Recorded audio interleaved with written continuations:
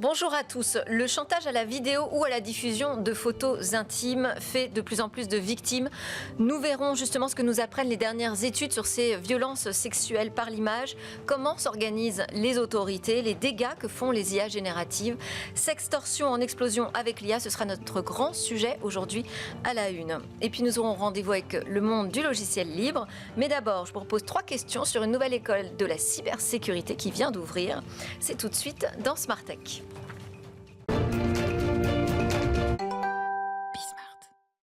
Une école supérieure dédiée à la cybersécurité et l'intelligence artificielle ouvre ses portes ce 7 octobre 2024. Bonjour Manon Pella.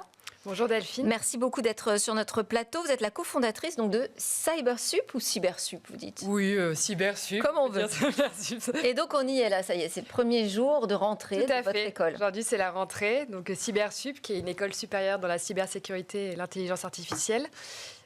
Qui ouvre ses portes aujourd'hui avec 2 parcours. Un parcours en cybersécurité, niveau Bac+3, et aussi un master DPO, Data Protection Officer. Ok, donc le garant du bon respect des règlements européens sur la protection des données personnelles. Combien d'inscrits là pour cette rentrée? Alors là, on visait 30 étudiants, donc là on est 30 étudiants aujourd'hui. Et comment ça se répartit entre la cyber et l'IA? Voilà, c'est assez équilibré, on a une quinzaine d'étudiants en cybersécurité et 15 ans dans le parcours DPO. Et les profils? Sur les profils, alors pour le parcours en cybersécurité, on a des profils plus jeunes qui ont un parcours Bac+2 en informatique, cybersécurité, BTS, IUT ou licence en informatique. Et sur le parcours DPO, là, on ciblait plutôt des juristes de formation formés au droit des entreprises, droit des contrats, etc. Et qui souvent ont vu un module DPO, mais aujourd'hui, l'offre, les parcours traditionnels ne proposent pas de cursus spécialisé dans ce domaine et qui la cherchent à spécialiser et suivre un master. Alors moi, ce qui m'intéresse tout particulièrement, c'est sur la cybersécurité, parce qu'on nous dit qu'on manque énormément de compétences, de talents, que les entreprises sont en recherche, en permanence en fait de recrutement. Quand je vous pose la question des profils, c'est est-ce qu'on a un peu de mixité là dans vos premiers élèves? Alors de la mixité, quelle mixité vous parlez? Hommes-femmes. Voilà, alors là oui, donc effectivement dans la cybersécurité il y a 11% de femmes et aujourd'hui j'en suis à 11-13% aussi, donc ça va être un gros enjeu pour moi de féminiser les promos, de faire des partenariats, qu'il y ait des rôles modèles, faire des événements pour attirer plus de femmes dans notre cursus. Et comment vous expliquez de manière plus générale la pénurie de talents dans ce domaine, dans la cyber? Pénurie de talent, je pense qu'il y a déjà beaucoup de clichés et beaucoup d'a priori sur ce secteur. Moi qui travaille depuis très longtemps dans la formation et dans la tech, je trouve que c'est assez particulier dans la cybersécurité. Beaucoup savent plus ou moins ce que c'est, mais encore une image un petit peu sombre de la cybersécurité qui imagine des hackers, plus la capuche, que c'est pas forcément légal, etc. Donc là, moi, mon enjeu avec Cybersup, c'est de former à tous les métiers de la cybersécurité et sensibiliser à tous les métiers de la cybersécurité. Parce que la cybersécurité, c'est des métiers techniques, mais pas que. Alors justement, qu'est-ce qu'on apprend dans votre école? Qu'est-ce qu'on va apprendre? Il y a quoi dans le cursus? Alors, dans le cursus... en matière de cyber. Dans le cursus cybersécurité, donc déjà, on a une pédagogie mixte très axée sur des projets, des cas d'études réalisés avec des entreprises donc très poussées. Il y a une partie soft skills, mais aussi des intervenants externes qui vont parler, par exemple, de la géopolitique de la cybersécurité, de l'éthique de la cybersécurité, de l'intelligence artificielle appliquée à la cybersécurité. Donc là, c'est un parcours qui est assez généraliste sur les systèmes d'infrastructure sécurisés. Et l'idée, c'est qu'ensuite, ils poursuivent avec un master pour se spécialiser, soit sur un parcours très technique, soit sur un parcours plus généraliste pour être consultant en cybersécurité, expert en conformité, en gestion des risques. Et donc là, c'est des métiers de management et quasiment de communication. C'est compliqué de faire reconnaître ces diplômes auprès des entreprises? Alors, ces diplômes, non. Aujourd'hui, nous, on va pouvoir délivrer un titre du ministère. Donc, il y a déjà des titres des ministères qui sont reconnus. Et en plus, là, on propose ces formations en alternance. Donc, l'idée, c'est que les étudiants fassent 1 semaine en formation, 4 semaines en entreprise, ce qui leur permet aussi de se confronter à des problématiques réelles et des cyberattaques réelles. Bon, écoutez, 30 inscrits, c'est déjà un bon début. Oui, c'était l'objectif cette année. Donc on vous souhaite une bonne rentrée, Manon Pella. Merci beaucoup. Un adulte sur 7 en 2024 est victime ou menacé de sextorsion dans le monde. En France, 12 000 victimes de sextorsion ont été signalées selon l'Office mineur en 2023. Quel est ce phénomène en pleine explosion? Comment se protéger? Quels sont les recours pour les victimes? Que font les autorités? Pour en parler, j'ai convié Marie-Laure Pesant. Bonjour. Bonjour. Vous êtes porte-parole de la Gendarmerie nationale, donc habilitée à vous exprimer notamment pour le commandement de la gendarmerie dans le cyberespace. À côté de vous, Jean-Christophe Le Toquin, bonjour. Bonjour. Cofondateur de Stiza. Alors ça, c'est une nouvelle initiative. Qu'est-ce qu'il y a derrière Stiza? Alors Stiza, derrière, vous avez 4 pour l'instant hotlines, c'est-à-dire services qui reçoivent des signalements de victimes pour aider au retrait de leur contenu. Vous avez 2 régulateurs, le régulateur australien et le régulateur coréen, où là, ces questions sont un problème national. Et puis, vous avez 2 hotlines européennes, la hollandaise et la française. Donc, vraiment dédié à traiter ces sujets de violence sexuelle par l'image. Mais je voulais quand même qu'on fasse un point sur le vocabulaire justement que j'ai employé. Sextorsion, violence sexuelle par l'image. Qu'est-ce qu'on désigne exactement derrière ces mots? Alors, vous avez la sextorsion, va plutôt recouvrir une attaque contre les hommes. En Angleterre, 93% des cas de sextorsion sont signalés par des hommes. Ce sont des jeunes hommes, et ça peut être des hommes plus âgés aussi, qui sont contactés au fin de leur faire envoyer des photos intimes d'eux-mêmes pour ensuite les menacer et obtenir une compensation financière. Chantage, donc. Chantage. Ensuite, ça c'est la sextorsion. C'est pas forcément très lié à l'IA. Ensuite, vous avez tout ce qui est lié plus à la génération d'images fausses. Donc les deepfakes, on en parlera, où là, ce sont les femmes qui sont victimes à 99%. Donc là, ce sont des images truquées, représentant, nudifiant les femmes, pour ensuite les humilier, faire de la pression sur elles, obtenir d'autres compensations. Est-ce que ça rentre dans ce qu'on appelle plus largement, finalement, le cyberharcèlement? Ça en fait partie. Tout dépend en fait de l'utilisation qui en est faite, puisque le cyberharcèlement, en fait, c'est de diffuser des messages ou des vidéos ou des photos de manière répétée pour nuire en fait globalement à la personne. Et en fait, le harcèlement, c'est le fait d'être répété et ensuite d'avoir un impact sur la dignité de la personne, sur la qualité de sa vie, sur la perception qu'elle a d'elle-même. Donc ça entre aussi dans cette catégorie. En fait, c'est presque un nouveau champ finalement du cyberharcèlement, cette utilisation de la photo, de la vidéo, parfois créée par des intelligences artificielles, on va en parler, mais qu'est-ce qu'elles nous disent, les études? Je disais que c'était un phénomène en pleine explosion. Qu'est-ce qu'on apprend derrière les études, derrière les professionnels que vous êtes qui observez ce phénomène?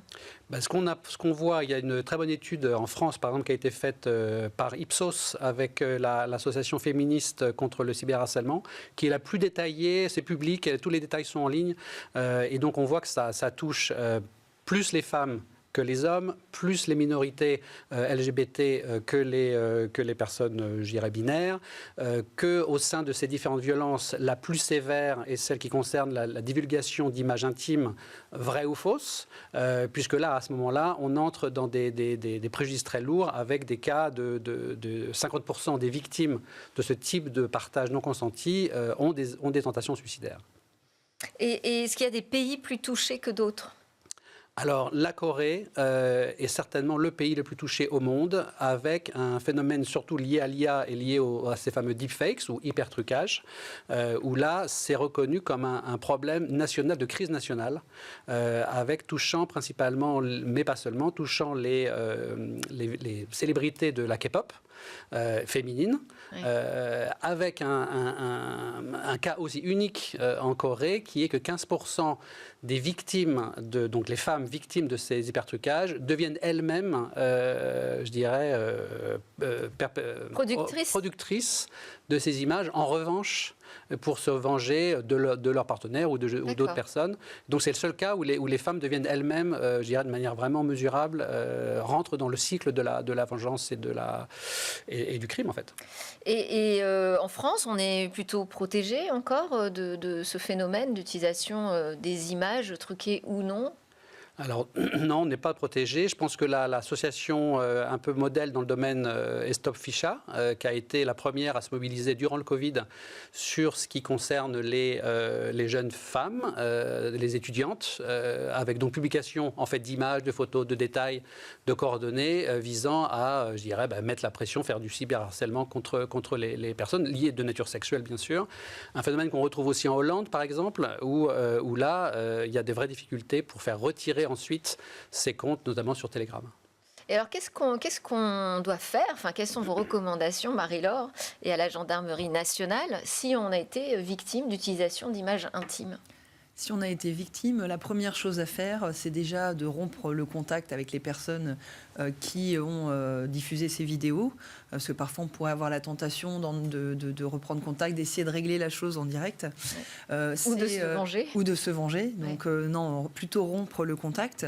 D'aller porter plainte. Ça, c'est quelque chose vraiment qu'on conseille. Parce que si on veut pouvoir ensuite retirer les contenus et puis que la personne soit poursuivie, parce qu'il y a quand même une infraction, il faut aller porter plainte. Et comment on porte plainte dans ce type de cas?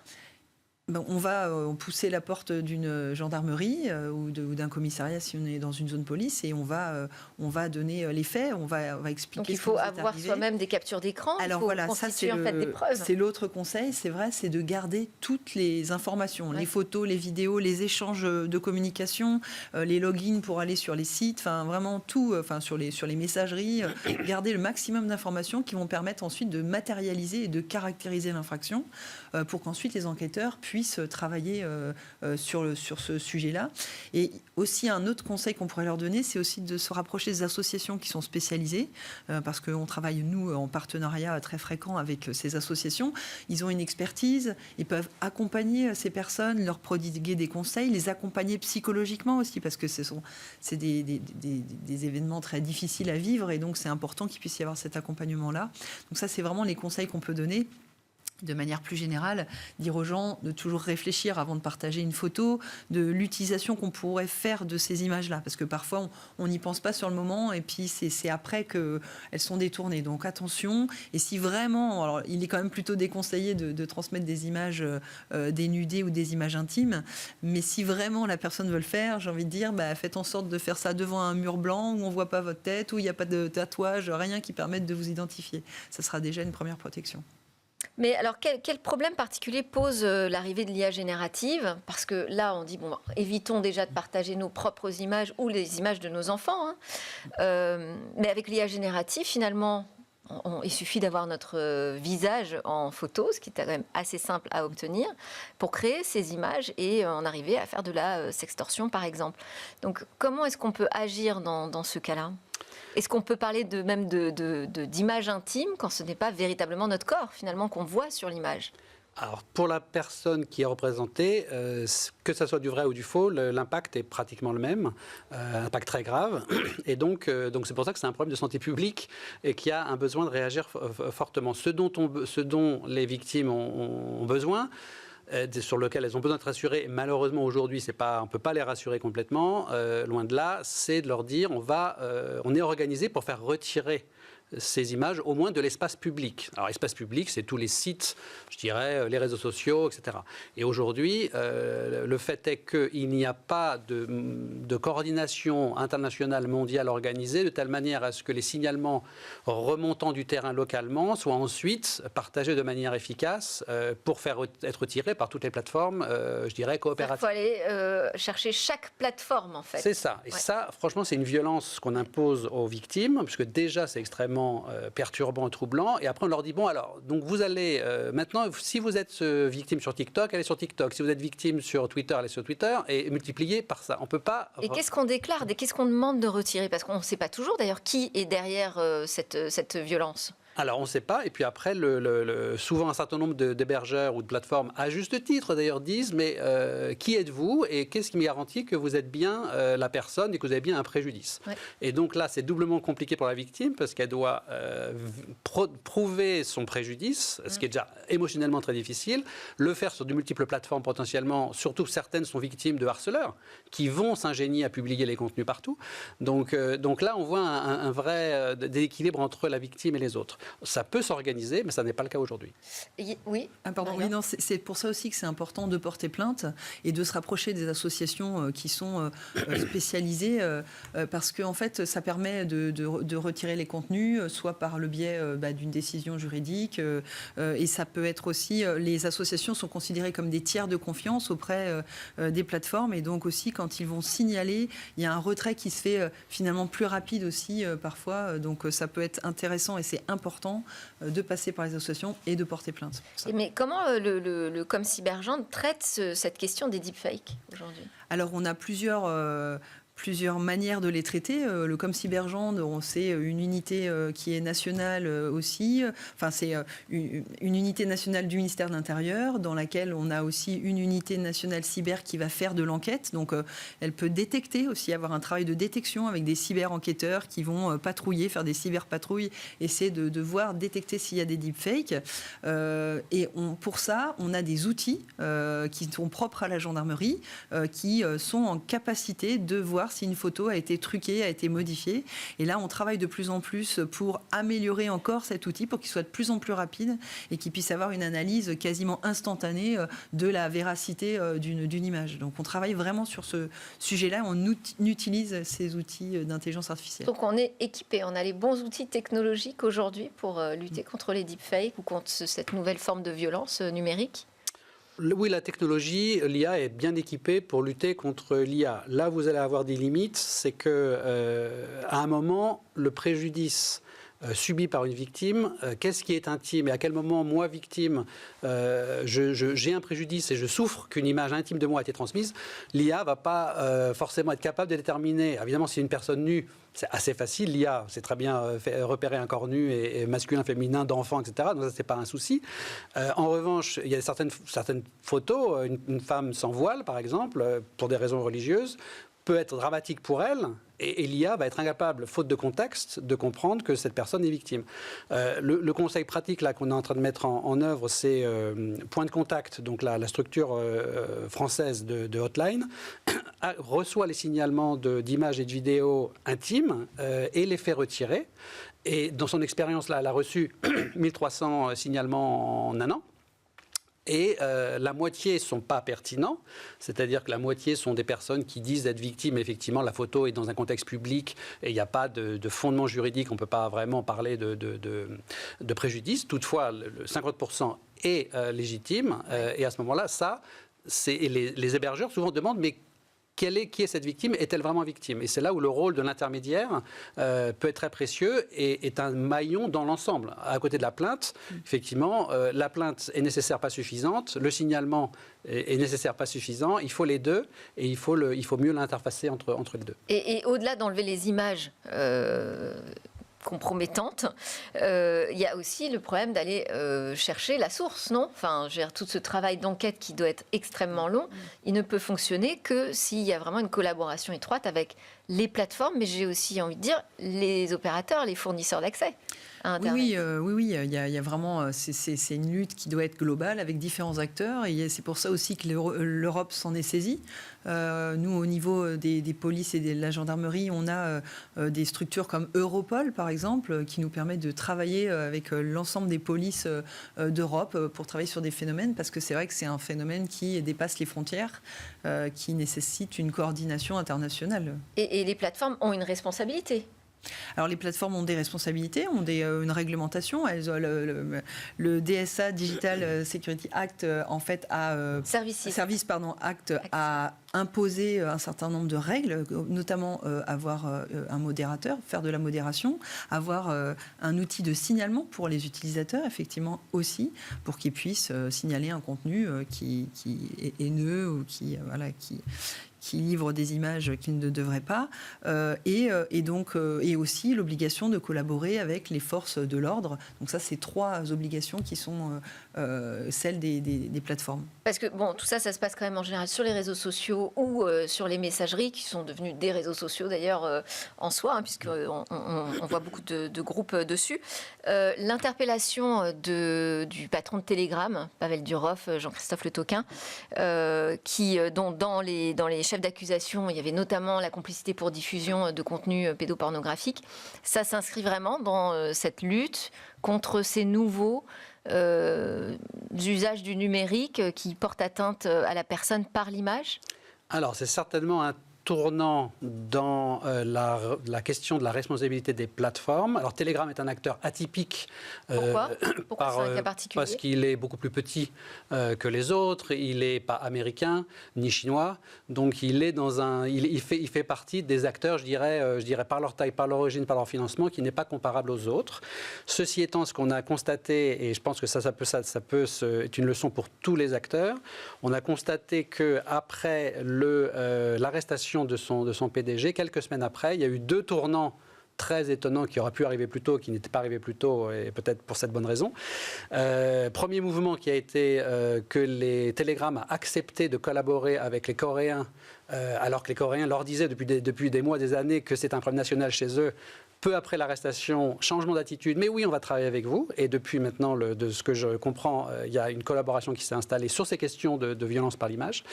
Et puis ensuite, une semaine ou 2 après, rechangement d'attitude vis-à-vis cette fois de l'ensemble des services de police judiciaire, où là, ils ont dit, mais bien sûr, nous allons collaborer avec les services de police judiciaire. Donc l'affaire lui-même, ce patron est toujours arrêté et toujours en France, à ma connaissance. Mais on voit bien que c'est peut-être tout à fait un hasard, mais en tout cas, on voit des conséquences concrètes dans l'attitude de la plateforme. Mais donc, est-ce qu'il vous semble qu'il y a une prise de conscience aujourd'hui des gouvernements dans le monde sur l'importance de traiter ces nouvelles menaces numériques? Alors, il y a une prise de conscience. Là, en mi-septembre, vous avez eu coup sur coup, à 2 jours, le lendemain, l'un après l'autre, de manière très, très curieuse, peut-être un hasard. La Maison-Blanche et le lendemain, le gouvernement anglais ont tous les deux, je dirais, publié d'une série d'actions qu'ils avaient prises pour renforcer les actions de leur pays dans ce domaine-là. Mais ça restait très hétérogène, c'est-à-dire aujourd'hui, il n'y a pas de vision centrée sur la personne. C'est-à-dire qu'ils ne disent pas un discours simple du type on va protéger les personnes et s'assurer que leur contenu soit retiré en ligne. Une question très très simple. Ouais. Ils parlent sur des choses très complexes, genre l'IA, on va faire des procédures et des machins, mais ça manque de simplicité et de choses qui parlent aux personnes. Il nous reste plus beaucoup de temps, Marie-Laure, pour conclure aujourd'hui. Qu'est-ce qui nous manque pour avoir une force de frappe encore plus importante? Je pense que pour l'instant, on a déjà des outils juridiques qui sont déjà bien dimensionnés. On a pas mal de choses qu'on peut faire. Ce qui est important, c'est de continuer à développer, je pense, d'innover en matière technologique pour justement arriver à travailler, parce qu'on est face à des infractions qui sont de masse, des photos, des vidéos en masse. Et donc, il faut aussi pouvoir avoir les outils technologiques pour y faire face et pour faire appliquer le droit. 30 secondes, on doit en arriver à un chat contrôle, puisqu'on a un texte qui est en attente là au niveau de l'Europe, pour obliger les messageries, les plateformes sociales finalement, à scanner l'ensemble des conversations de leurs utilisateurs afin de retirer automatiquement en amont, de manière préventive finalement, des contenus qui pourraient être illicites. Alors sur ce sujet-là, qui est un sujet qui est connexe... Et en plus en 30 secondes. Ouais, voilà. Ouais. Donc ce qu'on peut dire, c'est que là, sur ces questions, les adultes victimes d'abus par l'image ne sont pas demandeurs forcément d'une grande intrusion sur les messageries privées, parce qu'elles-mêmes, elles savent que face à des harceleurs, elles ont besoin d'être protégées. Donc là, il y a un vrai hiatus entre les associations de protection de l'enfance qui demandent ce chat control et les activistes, je dirais, victimes de ce type de menaces qui, adultes, disent attention, on a besoin du chiffrement pour se protéger. Merci beaucoup Jean-Christophe Le Toquin, donc cofondateur de Stiza, et Marie-Laure Pesan, porte-parole de la Gendarmerie nationale. Merci.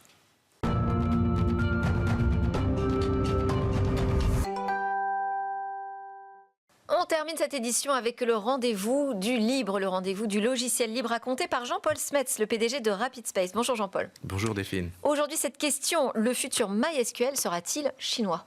Oui, parce qu'aujourd'hui, la base de données la plus utilisée au monde, ça s'appelle MariaDB. Elle est européenne, elle a presque 30 ans.